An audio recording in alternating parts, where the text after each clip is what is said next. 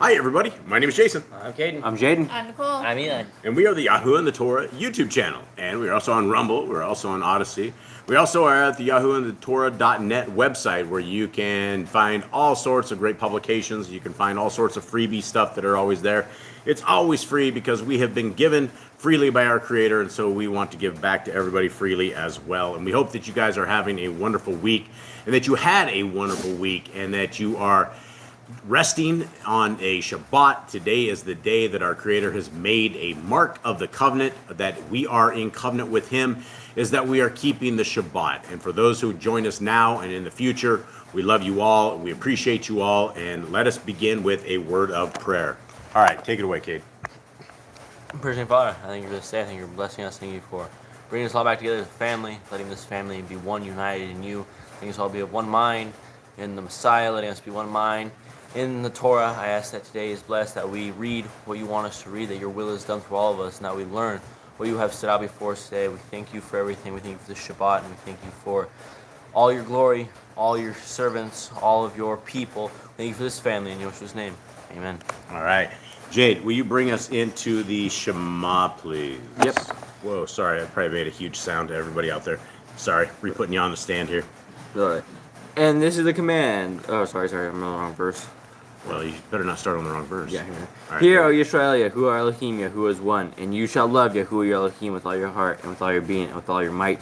And these words which I am commanding you today shall be in your heart, and you shall impress them upon your children, and shall speak of them when you sit in your house, and when you walk by the way, when you lie down, and when you rise up. And shall bind them as a sign on your hand, and they shall be frontlets as between your eyes. You shall write them on your doorposts of your house and on your gates.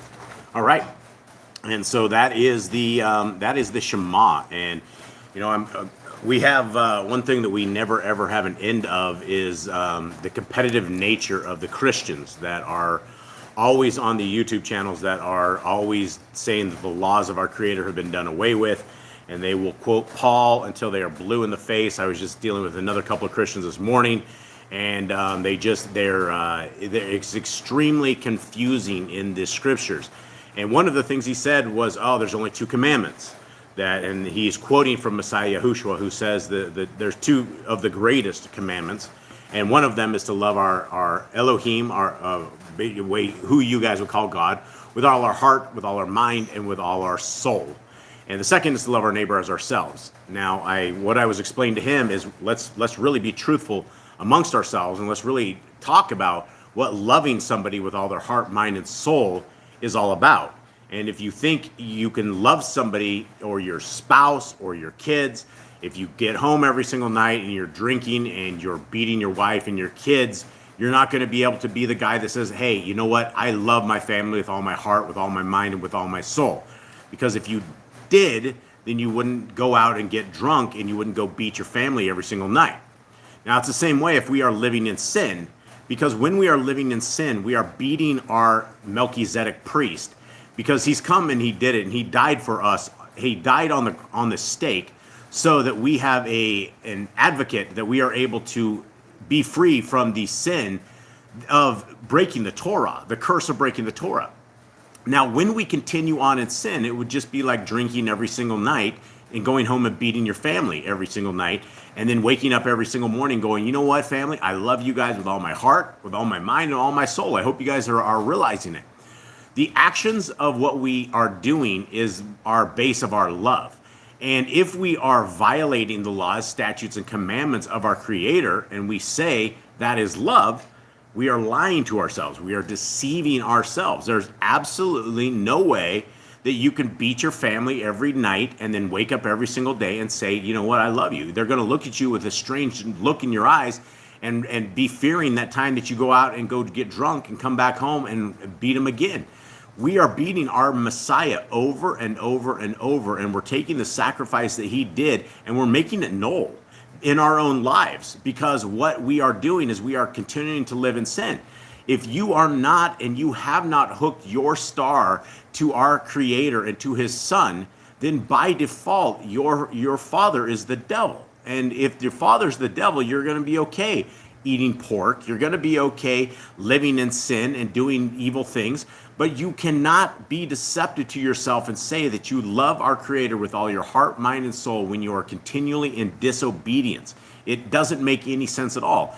And so these are these talks that we have with the Christians that happen day after day. It would happen more day after day if we were willing to engage them more.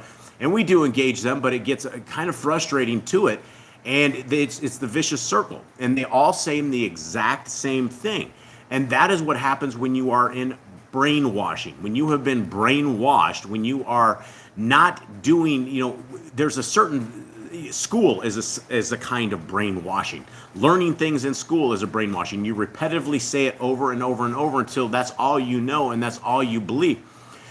Being a Christian all my life, it was very, very clear once I actually started reading the scriptures by myself, and I wasn't a lazy slug like it had been all my life, that when you start reading these scriptures, the path to the kingdom is about obedience.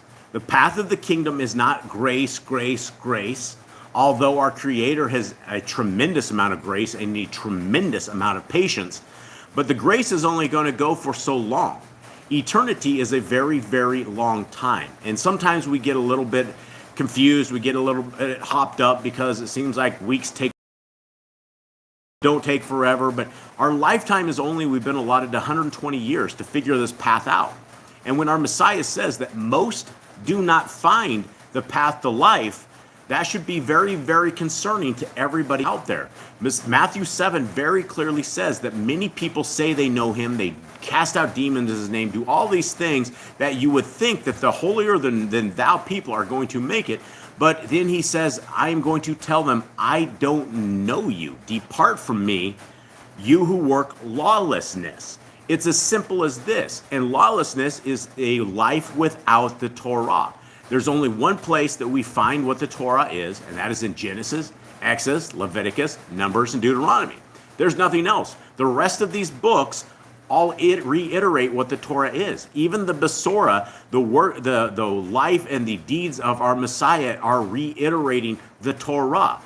Our Messiah says that his will is the will of his Father. There's no other way to this kingdom and this kingdom road. And so we all must get very, very clear on what we are supposed to be doing. And it's not a lawless life. And so, Ms. Nicole, who do we have in the chat room? Let's say hi. First, I have to tell you, Zach Risey, he's in here. He says, basically, it's logical fallacy to believe we can love our God with all our heart, mind, and soul, but not keep his Torah. Yeah, absolutely. Yeah.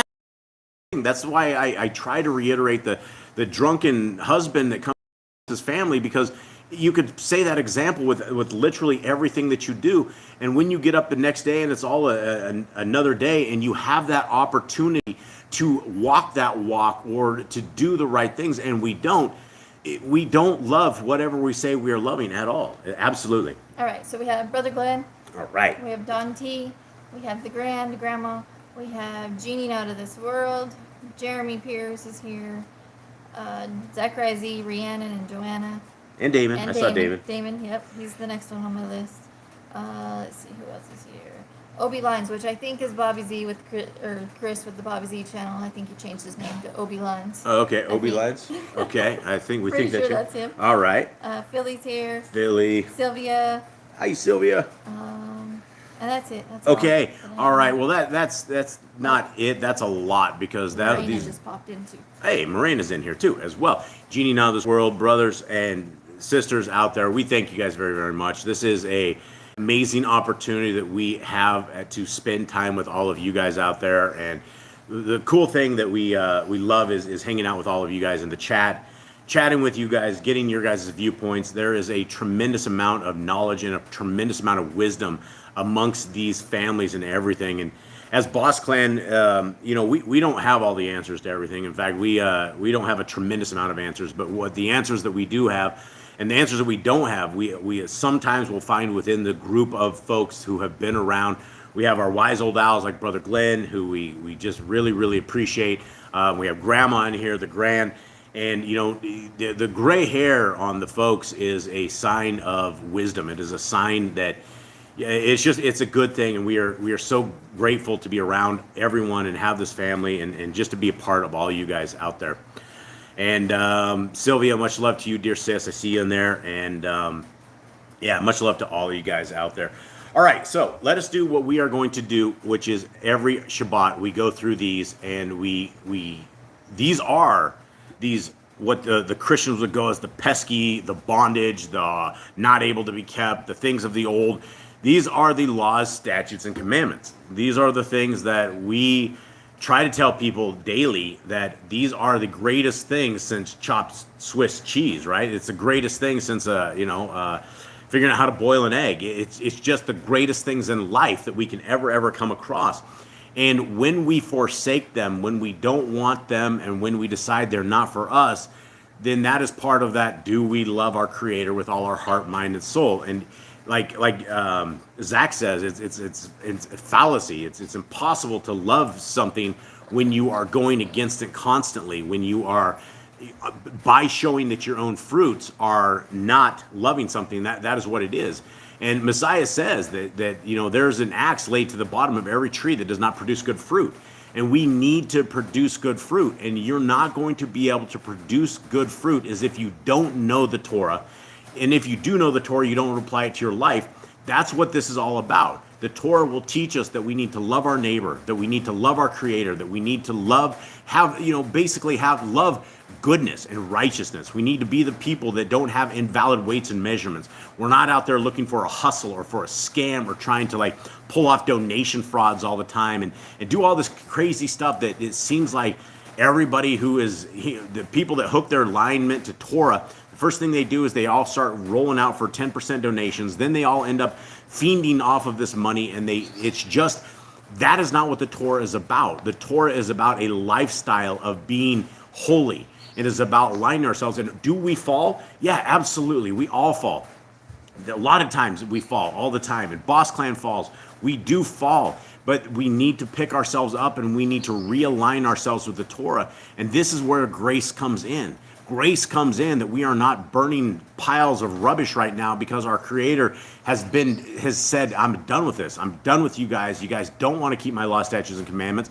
We have all fallen out of Babylon. We've all come out of Babylon.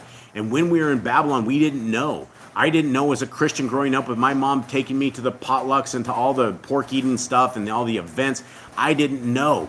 But our Creator has loved us and has sheltered us far enough. And it's lucky most of us are even alive coming out of Babylon, that we are able to sit here and speak with you guys and to go over these law, statutes, and commandments. And so we go over these law, statutes, and commandments every Shabbat, because we're told in the Shema that we need to write them on our heart, mind, and soul.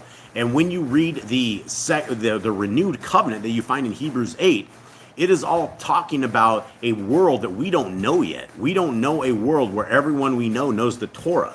And it says in the new covenant, in the renewed covenant, that everybody will know the Torah. You don't have to teach it to people anymore because they already know it. So it's obvious we're talking about a time after the second Exodus, because right now in this world that we go to, nine people out of 10 probably have never heard of the Torah, and if they had said it, oh yeah, that's the thing the Jews keep, or something of the sort, right? And it's not a thing that the Jews keep. The Jews don't even keep the Torah. They keep their oral Torah. They keep stuff outside of the Torah. The Torah is, again, the first 5 books of Scriptures. All right, here we go. Let's begin. Commandment number 1. And last time a gentleman said we were going too fast on this, so let's not rush through these guys. I will start with this example. Be fruitful. Multiply. Replenish the earth. Subdue it. Have dominion over the fish, fowl, and every living creature. The herb bearing in every tree is for food. Man and woman should build their families. Master sin. Every clean woman that lives shall have food for you. Do not eat the blood. Walk before me and be perfect. Regard Yahuwah's covenant, laws, statutes, and commandments. Reiterated over 53 times. Every male shall be circumcised at 8 days old. Teach your children the commands and guard the way of Yahuwah. Remember Yahuwah's name for all generations. Keep the Passover, Pesach. Keep feast of unleavened bread, matzah. There's one Torah for the stranger and one for the Hebrew. Sanctify all firstborn to Yahuwah. There are no mighty ones before Yahuwah. You shall not make graven images. Do not bring Yahuwah's name to naught. Keep the Shabbat. Honor your parents. Do not kill. Do not break wedlock. Do not steal. Do not make false accusations against your neighbor. Do not covet anything of your neighbor's. Do not make an altar from a rock that tool has touched. Do not go up to the altar by the steps. If a man steals cattle, he shall restore it 5 times. Yahuwah's laws for criminals. Do not lie with the beast. No sacrifice to other gods. Do not oppress a stranger, fatherless or widow. Do not charge your brother interest. If you borrow your neighbor's raiment, return it to him before sunset. Do not curse the ruler of your people. Do not eat what is torn of any beast. No false report. Do not follow a multitude of evil. Do not judge unrighteously against the poor. Bring back your enemy's cattle if you find it going astray. Help the animals of your enemy. Stay away from rumors and gossipers. Take no bribes. Do not oppress a stranger. Love the stranger. Give your land rest in the 7th year. Do not mention any pagan names. Keep the feast of Yahuwah. Do not cook your goat in its mother's milk. Obey the messenger Yahuwah sends before you. Do not bow down to other Elohim. Serve Yahuwah. Make no covenant with other Elohim or outsiders of the land. Do not make or use this anointing oil on a normal person, and do not make or use this perfume on a normal person. 2 Levitical concoctions of perfumes that they have given to us. Do not eat the fat. Do what you say you are going to do. Return what is your neighbor's. Obey Yahuwah's dietary laws. Women's time of separation. Obey Yahuwah's hygiene laws. Keep the Day of Atonement, Yom Kippurim. Do not uncover the nakedness of your family. Do not take your woman's sister for wife. Do Do not not- lie with a woman in her uncleanness. You shall not sacrifice your children to Moloch. Do not be a sodomite. Be holy. Do not reap the corners of your field, or you shall not clean your vineyards. Do not deal falsely or defraud your neighbor. Do not lie or be a liar. Pay your workers the day's wage. They are due. Do not harm the disabled. Do not endanger your neighbor. Do not hate your brother. Rebuke your neighbor for his sin. Love your neighbor as yourself. Do not diverse your cattle. Do not mingle your seed. Do not mingle linen and wool. Do not lie with a taken woman. Do not eat the fruit of the trees for 3 years. Do not practice sorcery. Do not round your beard or the corners of your head. Do not cut yourself for the dead. Do not get tattoos. Do not prostitute your daughter. Do not defile your temple. Do not consult the medium. Respect your elders. Have correct weights and measures. Do not walk in the manners of the nations. Keep the feast of first fruits, Shavuot, Yom Count. Keep the Feast of Trumpets, Yom Teruah. Keep the feast of Sukkot, Shemini Atzeret. If you blaspheme the name of Yahuwah, you shall be put to death. If you kill your neighbor's animal, you must give him another. Repay injury for injury. Honor the Jubilee year. Confess your sins to Yahuwah and repay who you have trespassed against. The Torah being a Nazir. Wear tzitzits on the 4 corners of your garments. The laws of whoever touches a corpse. Follow Yahuwah's laws of inheritance. Torah keeping your oath to Yahuwah. Do not add or take away from the word. Guard your soul. Learn to fear Yahuwah. You shall love Yahuwah with all your heart. Bind the laws upon your hand and the frontlets between your eyes. Write the laws upon your doorposts. Do not tempt Yahuwah. Do what is right and good in the sight of Yahuwah. Do not be afraid of your enemies. Remember Yahuwah. Circumcise your heart. Cleave to Yahuwah. Swear by his name. Destroy graven images.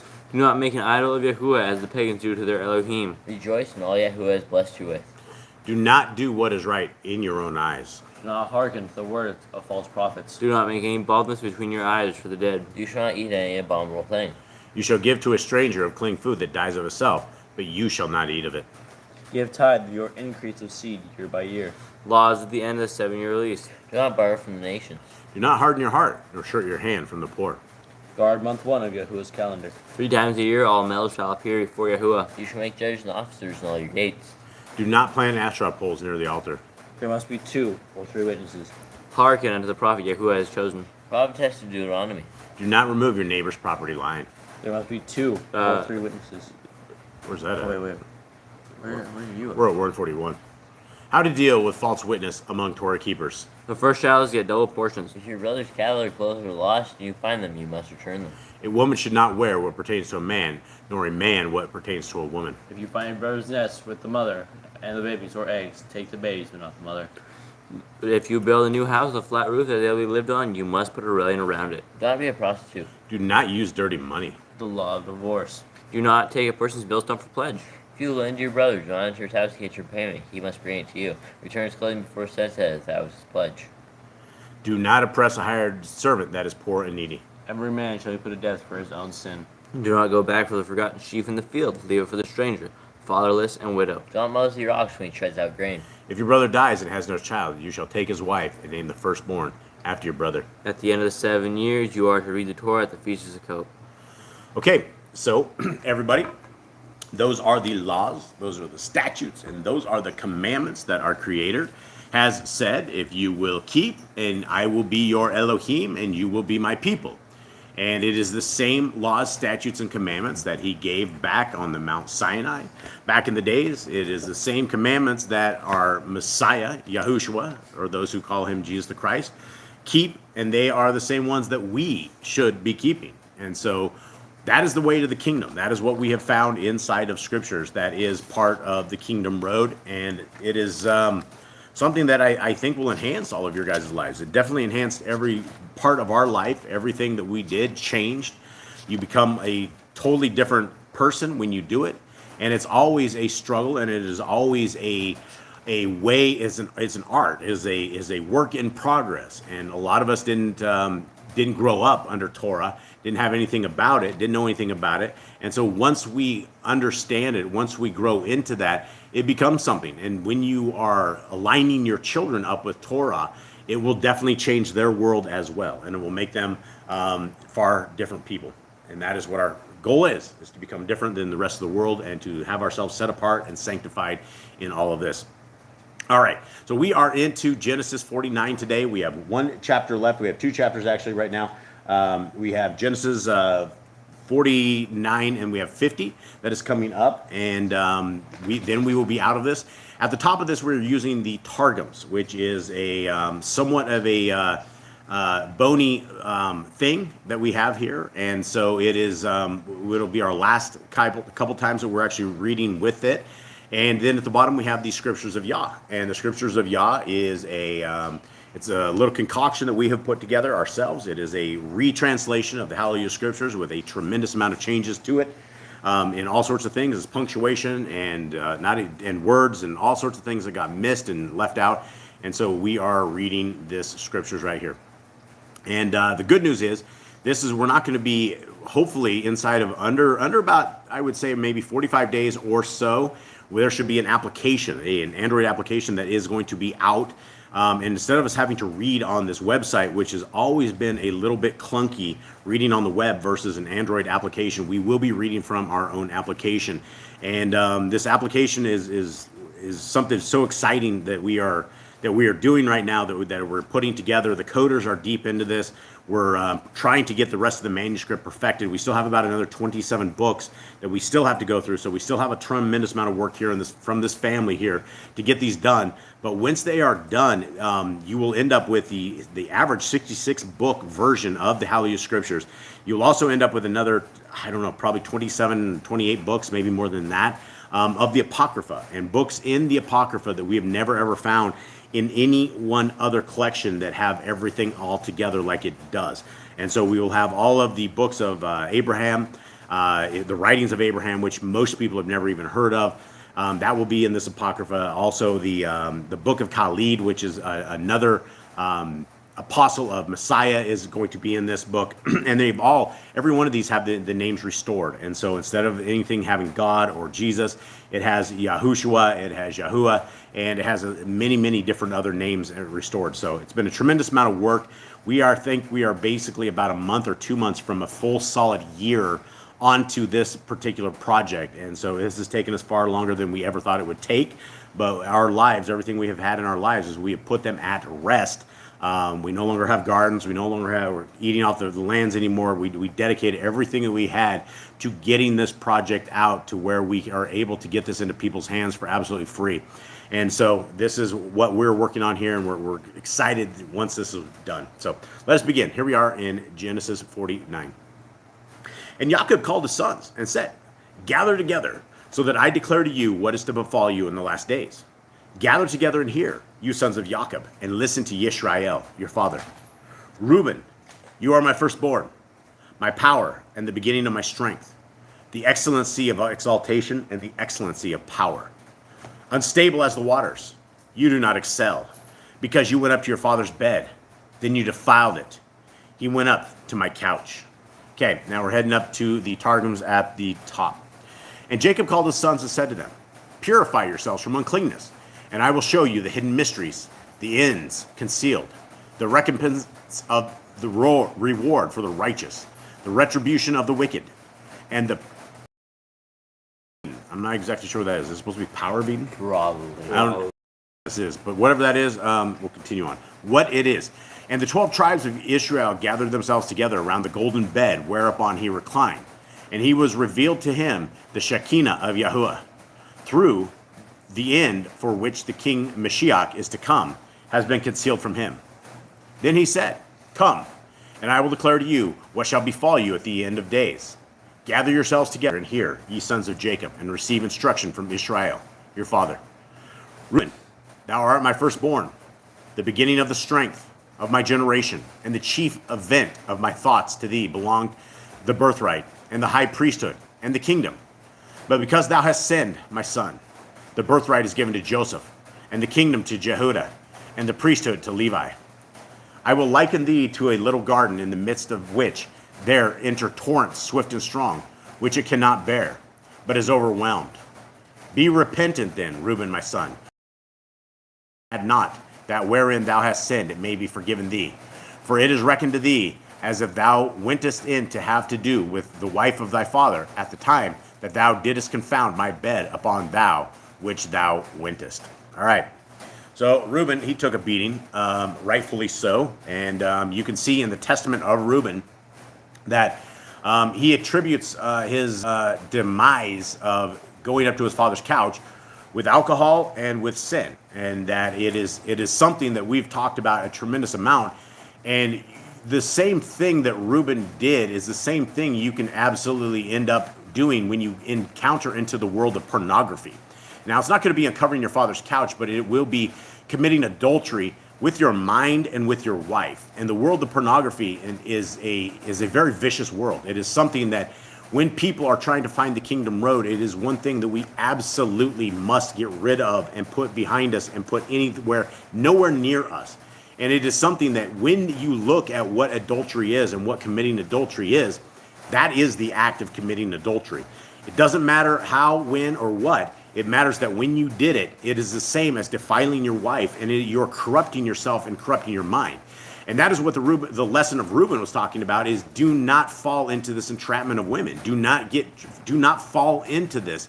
And so when you are willing to have yourself tempted, when you are willing to reach out and allow sin to creep into your life, the eyes are the windows of the soul.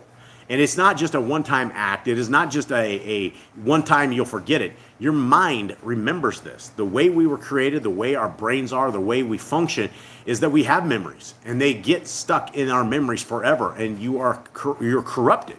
You are defiled. And so the more people and the more times that you endeavor into pornography, it's a family wrecker, it's a life wrecker, it's a soul wrecker, and it is something that it's a facade, and it's something that we always encourage people to stay far away from.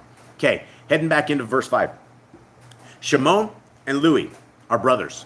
Their weapons are implements of violence. Let me bring not their enter. Let my being not enter their council. Let my esteem not be united in their assembly, to their assembly, because they slew a man in their displeasure, and they lamed an ox in pleasure. Cursed be their displeasure, for it is fierce, and their wrath, for it is cruel. I divide them in Jacob and scatter them in Yisrael. So these aren't really blessings here. Yeah, for these these aren't. guys. Like, Yeah, Why do you think they got cursed for this? Because Yaakov was scared of his enemies, or because he just didn't want them killed?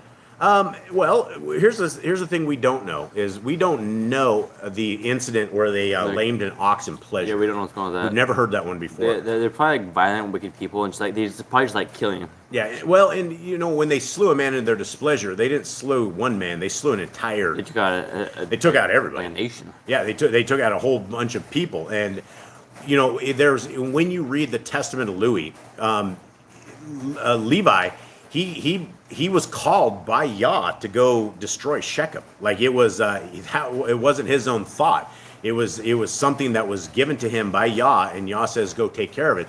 And when you see the incidents that go down, having two men go take out an entire city, that's not normal, right? You're not going to be able to do that unless you have extracurricular power, or that Yah has allowed this to happen. It doesn't happen.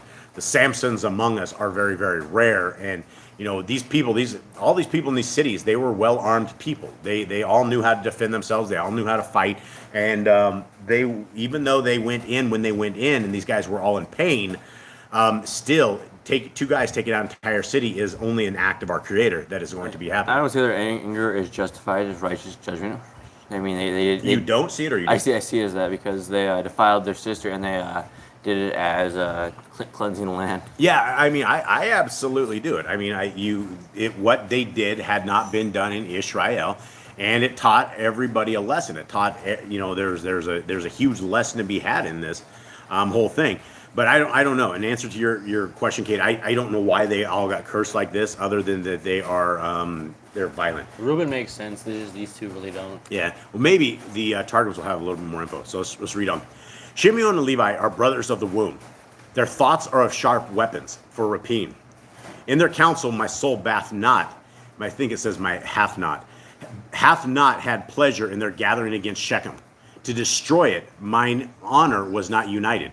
For in their anger they slew the prince and his ruler, and in their ill will they demolished the wall of their adversary. And Jacob said, accursed was the town of Shechem when they entered it to destroy it with their violent wrath and their hatred against Joseph, for it was relentless.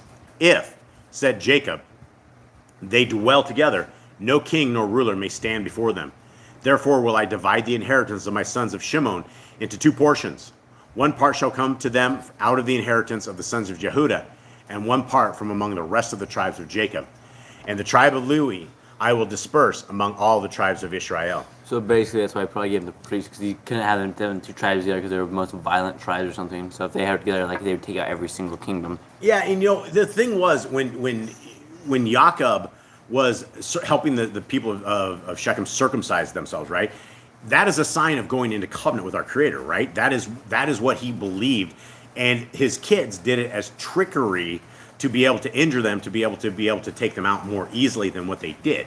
And so he was definitely very upset about that whole thing. And that's what all of us want, is that we want people to repent. We want them to come out of their sin, stop the wickedness. And if we slaughter them after they are appearing to do the right thing, it's going to infuriate us. Did you have something? Brother Glenn says, neither tribe will come to possess much of the land.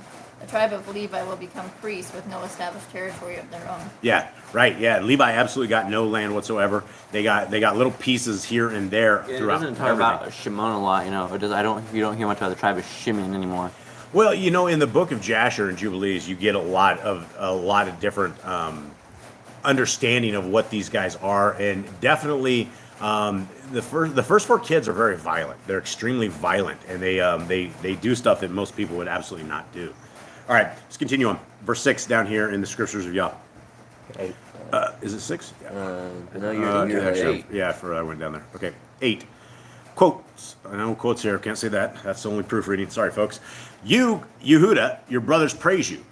Your hand is on the neck of your enemies. Your father's children bow down before you. Yehuda is a lion's cub. For the prey you have gone up, my son. He bowed down. He crouched like a lion, and a lion who rouses him, and like a lion who rouses him. The scepter shall not turn from Yehuda, nor a lawgiver from beneath his feet, until Shiloh comes, and to him is the obedience of the peoples. Binding his donkey to the vine, his donkey's colt to the choice vine, he washed his garments in wine, and his robes in the blood of grapes. His eyes are darker than wine, and his teeth whiter than milk. Okay, I'm not exactly sure I'm not sure those are physical attributes, or maybe he's like giving an example. I don't think those are physical attributes. All right, here we go at the top. Did you have something? Brother Glenn on Judah. Judah's tribe will become great. The 4th son of Jacob will be the ancestor of most of Israel's kings and rulers. In fact, the kingship will remain with Judah forever. Yeah, it does. And we have, our Melchizedek priest came out of the line of Yehuda. And so it is, a lot of people don't realize that, you have the so-called Jews of today. And, the Jews of today you're only talking about one tribe. And the Jews of today are absolutely, without a shadow of a doubt, not Torah keepers. You can do a search on Google for abortion clinics in Israel, and there's some of them that even say they're open till 11 o'clock at night. And so you're not, whatever the people of the Jews are, of the tribe of Yehuda, they are not Yah's people. And so when you're talking about the different tribes, and when we're talking about the tribes of the future, there will be, we have no idea which tribes we all are from at all. And but the kingsmanship has come out of the line of Judah. And yeah, in fact, as you read through all the scriptures, all the kings mostly came out of Judah. When the houses were split up to the northern tribe and the southern tribes, it was all Judah. And that's again, that is the lineage of our Messiah. Emissary of Elohim is here. Hi. And he says, once Shechem came into the covenant, they were bound by Torah. Torah has certain penalties prescribed. what was done as an act of war against a princess. Yeah, right. And you know, that's why Jacob was really, really upset about that, right? And I mean, that is what, you know, Father Abraham was always setting up his tents and bringing people in and always trying to convince people of the right way. You know, his kid brought that on, Isaac brought that on, and then we have Jacob who was trying the same stuff. And you know, like Emissary says, you know, coming into covenant is the cycle of a circumcision, and then all of a sudden his kids went and wiped all that out. That really, really upset him. All right. And one more thing, Jeremy says Judaism follows the Talmud, not the Torah. Yeah, they absolutely. aren't even Judah. Yeah, absolutely. And the Talmud, you know, that's what everybody's like. Oh, you keep the Torah, you must be a Jew. No, absolutely not. That's like an insult, right? Because Jews do not just keep the Torah, and it's not just simply the Talmud they keep. They keep all of the stuff out of mystery, out of Babylon. They keep the stuff like the Kabbalah and the Zohar and all of these, the third eye, all of this mysticism stuff. You get into that with them, and it's literally witchcraft is what it is. And so it hasn't, we're violating Deuteronomy 4:2 every time we get into any kind of religion outside of strictly Torah keeping, because they're adding to it and taking away. And the entire world is really under Zionist Jews right now. It's just a very strange world we live to. So, but yeah, Judaism is a very evil religion. Very evil. Okay, now we're heading up to the top again at the Targums. Jehudah, thou didst make confession in the matter of Tamar. Therefore shall thy brethren confess thee, and shall be called Jehudim from thy name. Thy hand shall avenge thee of thy adversaries, in throwing arrows upon them when they turn their backs before thee. And the sons of thy father shall come before thee with salutations. I will liken thee, my son Jehudah, to a whelp, the young of a lion. For from the killing of Joseph, my son, thou didst uplift thy soul, and from the judgment of Tamar thou wast. He dwelleth quietly and in strength as a lion, an old lion, when he reposeth. Who may stir him up? Kings shall not cease, nor rulers from the house of Jehudah, nor Saphraim teaching the law from his seed, till the time that the king, the Mashiach, shall come, the youngest of his sons, and on account of him shall the people flow together. How beauteous is the king, the Mashiach, who will arise from the house of Jehudah. He hath girded his loins and descended, and are arrayed the battle against his adversaries, slaying kings with their rulers. Neither is there any king or ruler who shall stand before him. The mountains become red with the blood of their slain. His garments dipped in blood are like the outpressed juice of grapes. How beautiful are the eyes of King Mashiach, as pure wine. He cannot look upon what is unclean, nor of the shedding of the blood of the innocent. And his teeth eat what is stolen or torn. And therefore his mountains are red with wine, his hills white with corn, and with the coats of flocks. All right, so that explained a little bit more than this. That this is talking about our Messiah. This is talking about Messiah Yahushua in a lot of this right here. Thoughts, anyone on this? Anyone else? Really have much on it. I mean, we know that the generation of Judah is Yehoshua. Yeah. Okay, it's interesting though. He also, you could tell, Jacob is not very happy about this whole Joseph incident, right? Yeah, he probably held in grudge because he didn't know for like 30 years. And he's going to be a little ticked off. He's going to be ticked off once he figures out the ruse and figures this whole thing out, and the way it had to come back to him. He's probably going to be very much upset with the rest of these guys that allowed him to sit there and cry for years. 11 of his family members sold his son into, or I guess 10, because Benjamin. Yeah, it wasn't Benjamin. But there's 10 of them sold him into slavery, and they knew about it for 30 years, and he let them be sad for 30 years. Yeah, and you know what the thing is every one of the wives of these kids were going to know about this, right? Dad was probably the only one who never ever knew. It would have gotten around this entire family. Everybody would have known this. I'm sure the boys were talking about it. Someone would have heard me like, "Hey, what's that about?" Somebody would have heard about it, and the wives would have known it. So there's a lot of people that knew. A lot of people deceived Jacob on this, and a lot of people they were. It's just a very deceptive time. Probably why a lot of them don't get blessings. Yeah, you would think. And this definitely told somebody when you have kind of grief like this, and it just goes on. I mean, they would have seen their father in tears and in sackcloth and ashes for a very long time.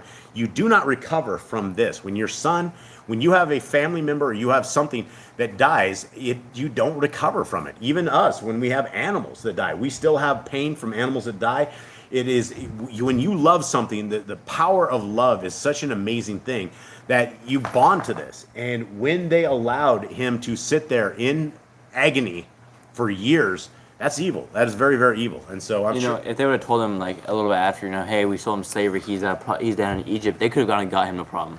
They could have gone and gotten him, but you know what? There was enough of them in this conspiracy that the conspiracy, if you revealed the conspiracy, they were going to kill you, right? And these guys were extremely violent people, right? They probably believed it when Shimeon was one of the ones that hated him the most. Yehuda hated him the most. They all had their beef with him. And, a lot of it, I would say a lot of it is the raising of it. We have Jacob that took his kid out and made him an example of like, I love you more than anybody else, right? When he got a coat of many colors, everyone in the family should have got a coat of many colors, right? This should have been a family ordeal. You should have never ever had one of your kids targeted over the other kid, or issues like this are going to Because you have arise. 12 kids, it's going to be they're going to gang up on him. Yeah, they're going to gang up on him. You don't do that, and that's one thing. You have to be fair in all of this stuff, and I'm sure everybody learned a lot of lessons throughout life through all of this, and these are simply lessons that we can take and we can apply to our lives and try to not end up in those kind of same situations. So if I find Eli down a well, I'm going to know you guys didn't listen to this. All right, here we are. 13. Zebulun dwells at the seashore. He is a haven for ships, and his border is unto Zidon. Issachar is a strong donkey lying down between two burdens. And he saw that a resting place was good, and that the land was pleasant, and he inclined his shoulder to bear a burden, and became a subject to slave labor. Dan rightly rules his people as one of the tribes of Yisrael. Dan is a serpent by the way, an adder by the path, that bites the horse's heel so that his riders fall backwards. I have waited for your deliverance, O Yahuwah. All right, now we're heading back up to the Targums. And I was going to say this, but emissary says that ultimately Yah had a purpose in it to fulfill Joseph's vision. So it was all Yah's plan to make Yeah, well, absolutely. But they still could have said something at some point. I'm sure that someone wanted to say. I'm sure there were a few of the kids at some point like, I don't want to say, but they know they were going to get beat by their brothers if they. I think it was in the Targums we read earlier that somebody did snitch, and somebody got into a lot of trouble. You guys remember that? Where was that? Yeah, where we read that? Somebody's daughter. It was Somebody's in the daughter Targums. did snitch and tell him. And also, Jacob wasn't completely clueless on this whole thing because he was still having dreams with Joseph in his dreams, like he had not been separated. So there was something to be said. Yah was still talking to him. All right, at the top of the Targums. Zebulun shall dwell upon the banks of the sea, and have dominion over the havens. He will surmount the breakers of the sea with ships, and his border extend unto Zidon. Yeah, it's like a blessing. I don't know. I just was like, He's just telling him what it is, probably. Issachar is a donkey in the law, a strong tribe, knowing the order of the times, and he lieth down between the limits of his brethren. And he saw the rest of the world to come, that it is good, and the portion of the land of Israel, that it is pleasant. Therefore bowed he his shoulders to labor in the law, and unto him shall come his brethren bearing presents. From the house of Dan there is to rise a man who will judge his people with the judgment of truth. All the tribes of Israel will hearken to him together.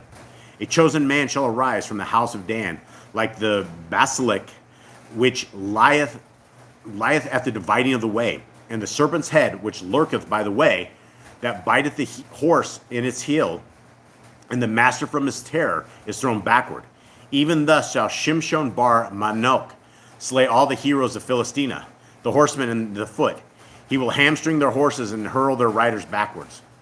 When Jacob saw Gideon bar Joash and Shimshon bar Manash, who were established to the deliverers, he said, I expect not the salvation of Gideon, nor look I for the salvation of Shimshon, for their salvation will be the salvation of an hour, but for thy salvation have I waited, and will look for, O Lord. For thy salvation is the salvation of eternity. Okay. Thoughts, anyone on this? I guess you can see maybe he see the future. Maybe he knew about the future generations, the deliverers of Israel. was this stuff written down, right? Like, did Samson know his future? Did Samson know he's going to be one of these people? I don't Did know. Joash know he's going to be one of these people, right? Like, if they were written about all this years ago, well, how does this like affect their lives? It wasn't Josh, it was the Gideon son of Josh. We're talking about Gideon. Right? Oh, there you go. It's also talking about Shimshon too, right, Yeah. Samson? I mean, Samson, we're talking Gideon. about people of Dan, right? Was this stuff known? Was it passed down the generations? Did they name the kids knowing what generation I don't know. it was? I don't think so. I think a lot of the stuff was hidden until like much later. I don't know who all had these scribes or who was actually able to read them. Okay, 19. Gad, a raiding band raids him, but he raids its heel. Bread from Ashur is rich, and he gives delicacies of a sovereign. Naphtali is a deer let loose. He gives words of elegance. Joseph is an offshoot of the fruit-bearing tree, an offshoot of a fruit-bearing tree by a fountain. His branches run over a wall. It's like the only one that had anything good to say about them. Yeah. Really. 23. And the archers have bitterly grieved him, shot at him, and hated him. You know, who's His he? brothers. Yeah, he's talking about his brothers, yeah. But his bow remained in strength, and the arms of his hands were made strong by the hands of the mighty one of Jacob. From there is the shepherd, the stone of Yisrael. From the El of your father who helped you, and by the El Shaddai who barak you with baraka of the Shemaim above, baraka of the deep that lies beneath, baraka of the breast and of the womb. The baraka of your father has excelled the baraka of my ancestors up to the limit of everlasting hills. They are on the head of Joseph, and on the crown of the head of him who was separated from his brothers. So did he like bless them in front of each other? Are they all like getting blessings, or are they getting individually? Because It sounds like goes a back to- beating blessing Yeah, they ordeal. all walked away feeling real bad about this one. Yeah, they probably. yeah, I feel like this goes back to the whole code of many colors. Like, you know, he's getting all the blessings, they're all getting cursed. You know, there's another favoritism thing. Yeah, but after this isn't the code of many colors thing. That's long gone. These guys did their due, right? I mean, they Right. had a chance to be good. These guys did very, very evil, and they continued with that evil lie for many years. The I- beatings they took were very much justified. Yeah, I feel like they would though if they saw if they all got blessings in front of each other, they all like they all blessed when they're all standing together, they would have like hated Joseph a little more. I don't think so. Not at this point. Joseph saved them over and over and over. At this And point- Joseph was very powerful, right? At this point, they were scared of Joseph. He's Yeah. second to the king, right? If anything happened to Joseph, I'm pretty sure Pharaoh would Yeah. have had their heads. Yeah, exactly. And so it's a different story. Joseph is no longer the kid brother who had the dreams. He is now the guy that they get on their knees and face to on obeisance, right? He's the man. Okay, continuing on the Targums at the top. The tribe of Gad with the rest of the tribes will, armed, pass over the streams of Arnona and subdue before them the pillars of the earth. And armed will they return into their limits with much substance and dwell in peace beyond the passage of Jardina. For so will they choose, and it will be to them to receive their inheritance. Happy is Asher, whose fruitage is plenteous, and whose land aboundeth in balsams and costly perfumes. Naphtali is a swift messenger, like a hind that runneth on the tops of the mountains, bringing good tidings. He it was who announced that Joseph was living. He it was who hastened to go into Mitzrayim and bring the contract of the double field in which Esau had no portion. And when he shall open his mouth in the congregation of Israel to give praise, he shall be the chosen of all tongues. Joseph, my son, thou hast become great. Joseph, my son, thou hast become great and mighty. The end, determined, on thee was that thou shouldest be mighty, because thou didst subdue thy inclination in the matter of thy mistress and in the work of thy brethren. Thee will I liken to a vine planted by fountains of water, which sendeth forth her roots and overrunneth the ridges of stone, and covereth by her branches all unfruitful trees. Even so didst thou, my son Joseph, subject by thy wisdom and thy good works all the magicians of Mitzrayim. And when, celebrating thy praises, the daughters of princes walking on the high places cast before thee bracelets and chains of gold, that thou shouldest lift up thine eyes upon them. Thine eyes thou wouldest not lift up, one of them, to become guilty in the day of great judgment. And all the magicians of Mitzrayim were bitter and angry against him, and brought accusations against him before Pharaoh, expecting to bring him down from his honor. They spake against him with a slanderous tongue, which is severe as arrows. But he returned to abide in his early strength, and would not yield himself unto sin, and subdued his inclinations by the strong discipline he had received from Jacob, and thence became worthy of being a ruler, and of being joined in the engraving of the names upon the stones of Israel.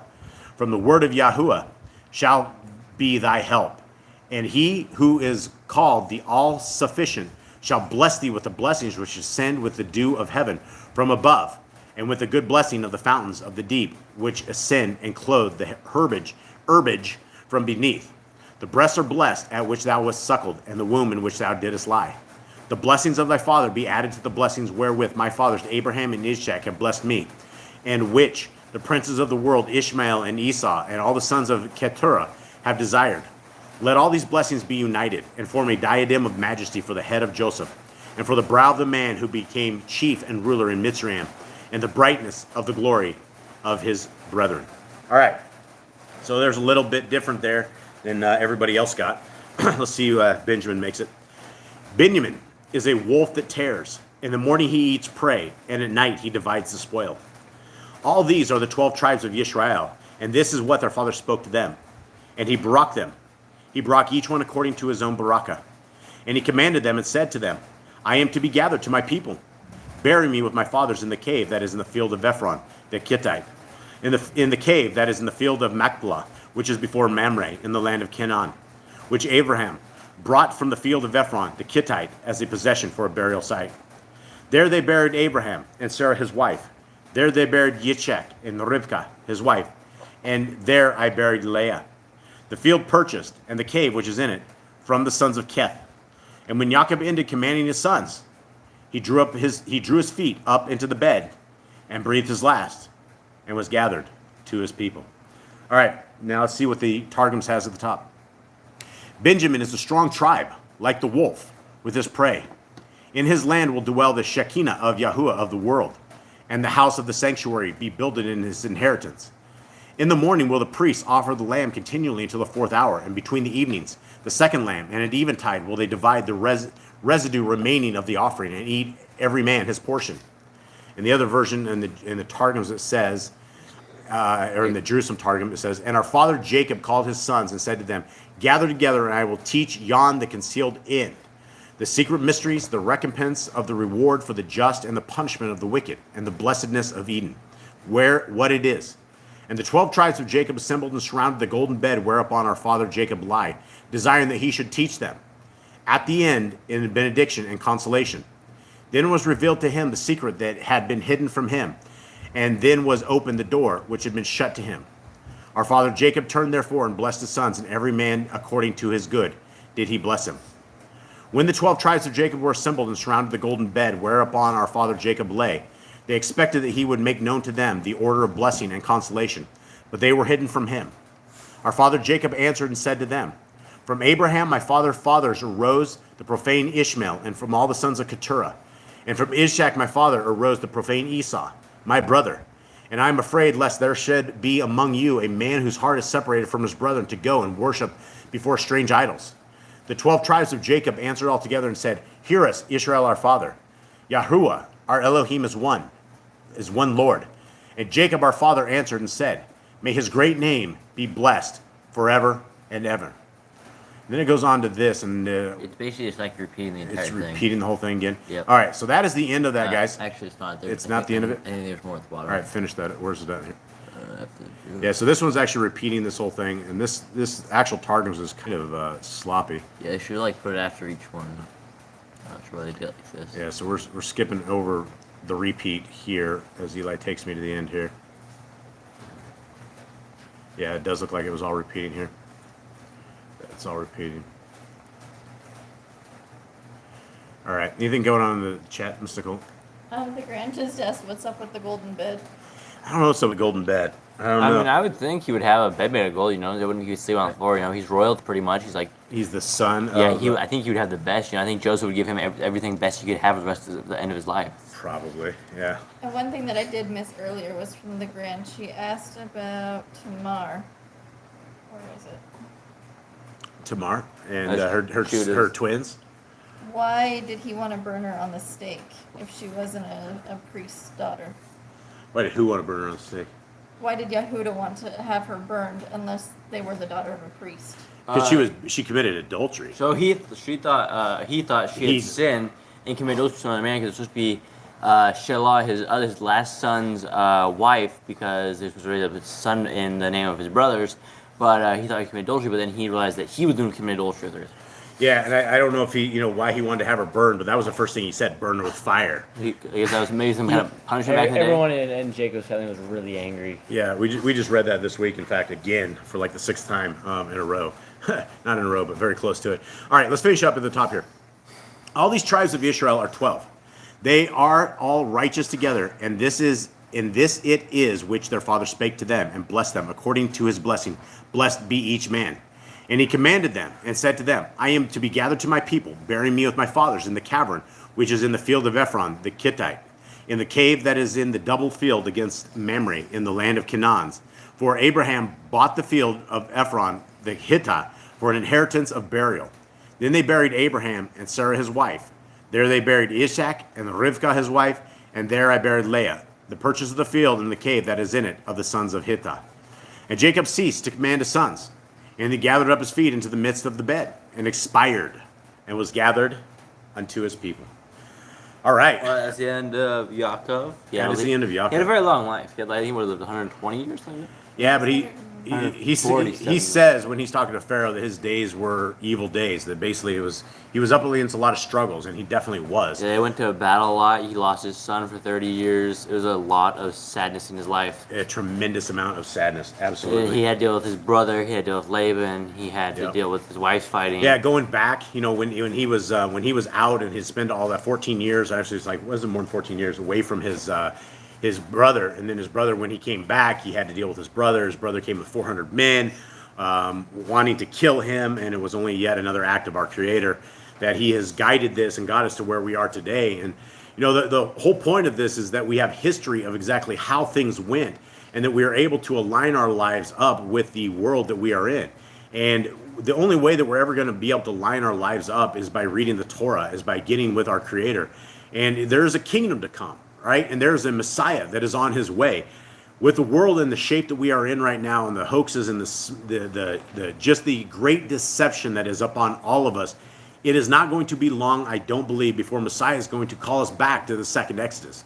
So these are the times that we need to be set up on these appointed times. These are the times we need to be in Torah. We need to be on our knees. We need to have scar tissue on our knees from praying and from seeking our Creator, seeking His ways, seeking His Son, seeking the ways of His Son. And then not only that, but we are called to fish for men.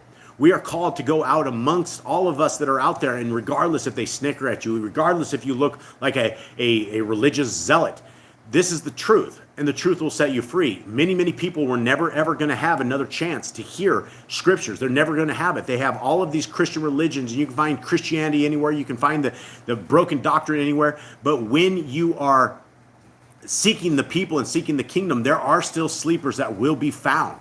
And so we want to seek them. And so I would like to encourage all of you guys to never give up on these people that are out there. Always keep fishing for men. Always keep putting yourself out, because the kingdom is coming. Our Messiah is coming, and He is going to be here, and He will save us. So with that, guys, we love you guys very, very much. I Jade, got the Aaronic blessing. if you will finish us off with the Aaronic blessing, please. And Yahuwah spoke unto Moshe, saying, on this wise you shall bless the son of Yashrael, saying unto them, Yahuwah bless you and guard you. Yahuwah make His face shine upon you and be gracious unto you. Yahuwah lift up His countenance upon you and give you peace. And they shall put my name upon the children of Yashrael, and I will bless them. Beautiful. All right, guys, so we're going to exit with this. If you guys have any kind of prayer requests, get them to us. We are happy to pray for you guys. Guys, always please keep us in prayer. We are always at battle against the devils and demons, just like you guys all are. So let's end this, and our dogs are going to get crazy, so my apologies now. They're already starting to wind up. Hit it.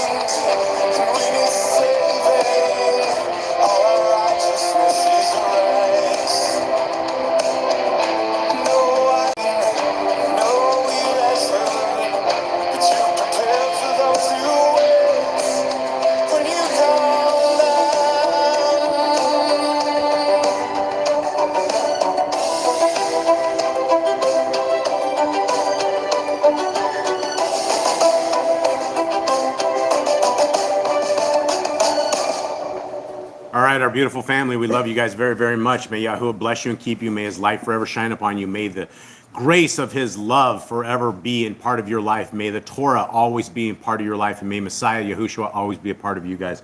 We love you guys very, very much. Have a wonderful day. Shabbat shalom.